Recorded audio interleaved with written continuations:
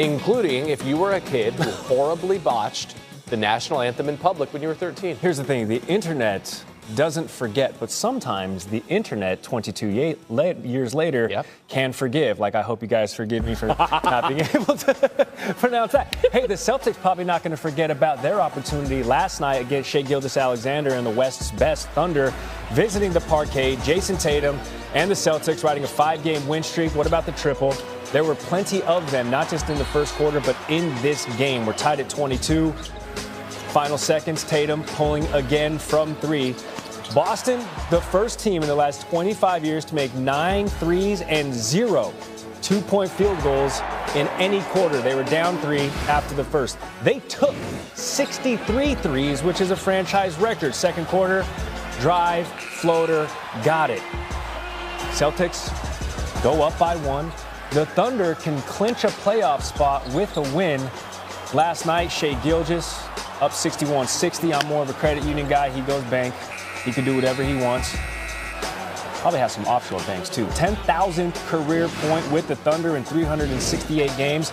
That's faster than even KD did it. 63-60 at the break. We're in the third quarter now. Shai Gilgeous showing his range.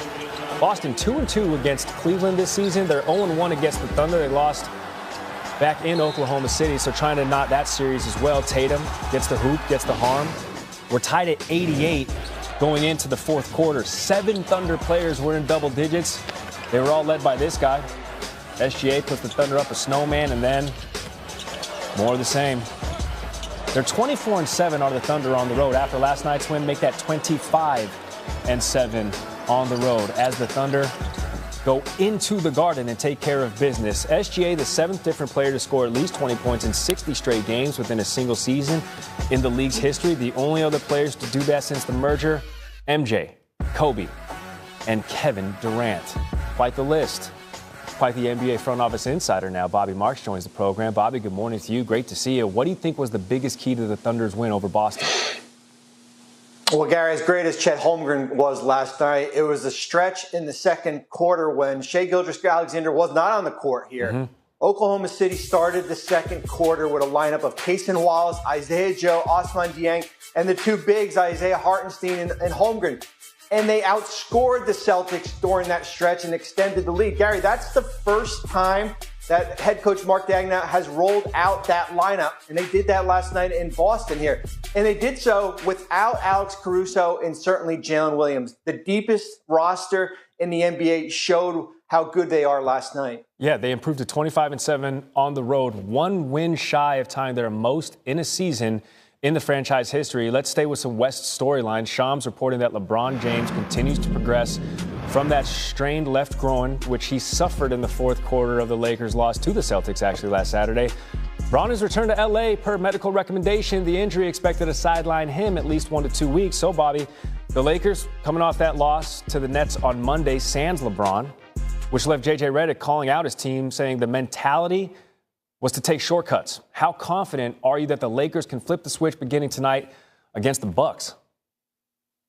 Listen, if they go out and perform like they did in Brooklyn tonight against Milwaukee, they're going to get run off the court. I mean, that's just the reality of it without LeBron James, and they won't have Rui Hachimura and Jackson Hayes. It looks like they'll get Dorian Finney-Smith back here. But when you look at the effort from Monday night, and certainly the lack of rebounding, especially against a Milwaukee team and then a Denver team on Friday, Gary, the standings could look awfully different a week from now when you've got Murderers Row coming up. 6 games in 8 nights for the Los Angeles Lakers. Remember, Houston, Minnesota, and Golden State have won 15 games in a row. Those are the 3 teams that are behind the Lakers right now.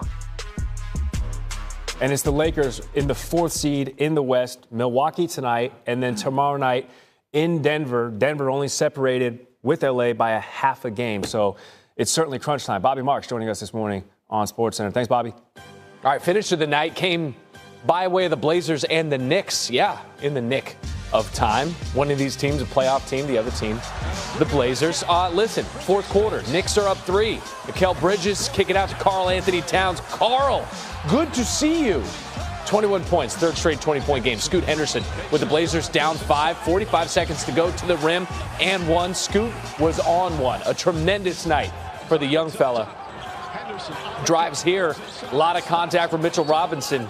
He'd make both free throws, and suddenly that deficit is gone. We're all square at 106. Tom Thibodeau on the Blazers. They're versatile guys that play multiple positions. They play really hard, really well. Well, a chance to get out with a win. Ooh, touch short. Miles McBride goes begging. They don't call him Deuce for nothing. That was a three, and he missed it. So we're all square at 106. That's and then mean. In overtime, Henderson drives. McBride atones. Man gets up, big block on Scoot, who had finished with 30 points off the bench. Second time in his career, 2 blocks for McBride. Here goes Josh Hart. That's another turnover. Wow. The Knicks had 15 of them. Hart had 3. They said he was over the line. Oh, right there. His foot was on the line before the inbounding player. Okay, all right. Denny Avdia. Avdia, the Wizards, great.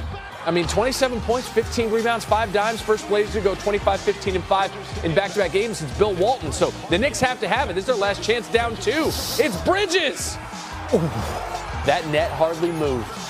That is the first game-winning buzzer beater of his career.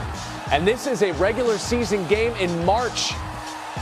And yet Mike Breen is amped. Listen in. Hart gets it right back to Bridges. Bridges puts up a 3. Bang!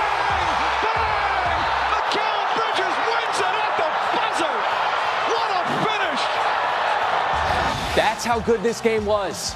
That's how big it was for the Knicks, who had to have it without Jalen Brunson, and they did. And you heard all those Knicks fans in attendance out there in Portland. 114, 130. Fair double bang out in the Pacific Northwest. Knicks and Blazers. Ella Grace, welcome to the family, young lady. All right, so Knicks, the nick of time. What? Wordplay, perhaps? Pawn the wordplay, Gary Bear. We're out there in Portland. The Blazers were frisky in this one, down just 3, but that's Karl Anthony Towns. Karl, good to see you. Had 21 points, third straight 20-point game. But Scoot Henderson, I'm not saying he made an announcement because he already had a 30-point game in this season, but that young man got to the rim and won. Then he's going to drive, and he's fouled. Oh. Yeah, Mitchell Robinson has a lot of contact. New Scoot goofing? Scoot was moving, man. 30 points off the bench for the second time in his career. Miles McBride has a chance to win this thing in regulation. Goes begging. Oh, just a little short. That's what they say when you go front rim or short. It's tired legs. We go to overtime tied at 106. It's Henderson driving, and McBride would atone. Big block from behind. 2 blocks for McBride in this game. Portland had 23 turnovers. The Knicks get the ball back. Next Knicks possession. Josh Hart inbounding, and it's like, whoa, hold on. You can turn the ball over. We can turn the ball over. And so that's what Josh Hart does. Turns the basketball right over, crosses line. It's a violation. Denny Avdia was a problem. 27 points, 15 rebounds, and 5 dimes for the former Wizards great. First Blazer to go 25, 15, and 5 in back-to-back games since Bill Walton did it. All right, down 2 are the Knicks. Who's taking the final shot? Mikal Bridges. Got it.